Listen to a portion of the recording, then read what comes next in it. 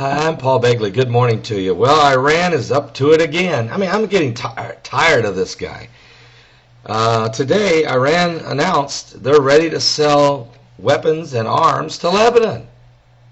And the leader of the Shiite Hezbollah Group, Sheij Hassan Nasrallah, the leader of the Shiite Hezbollah terrorist organization that sets and camps its little group down in the southern part of Lebanon, and has got to the point within the Lebanon government that actually Hezbollah speaks for Lebanon. I mean, this is amazing. Iran says, we're ready to sell you weapons. And instead of the president, the prime minister, the foreign minister, somebody in the high offices of the government stepping up and discussing this, the Shiite Hezbollah leader speaks. He speaks. He declares that Lebanon is ready, and that, matter of fact, bring these new rockets, these new Stinger missiles, these new rockets, these new arms. And matter of fact, Hezbollah will help train the Lebanon Army, he said. So here we go.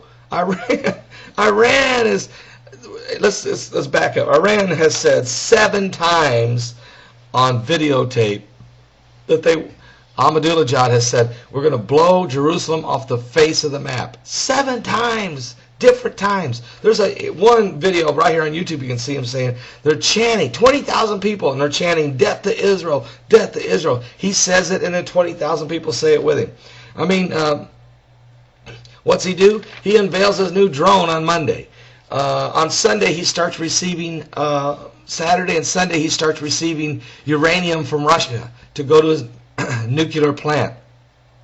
On Monday, he unveils the new drone, the ambassador of death. On Tuesday, he unveils the new assault boats that are going to go into mass production through the Persian Sea. Today, he declared, he tested a new missile, which is an old missile. It's the 3rd generation of it, called the Fatah 110. He tested that one. He shot it in the air.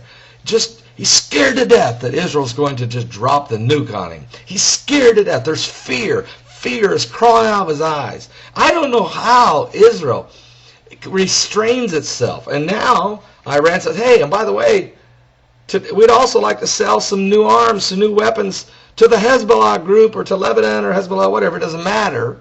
So that you guys sitting down in the southern part of Lebanon got the power to fire rockets right into Jerusalem.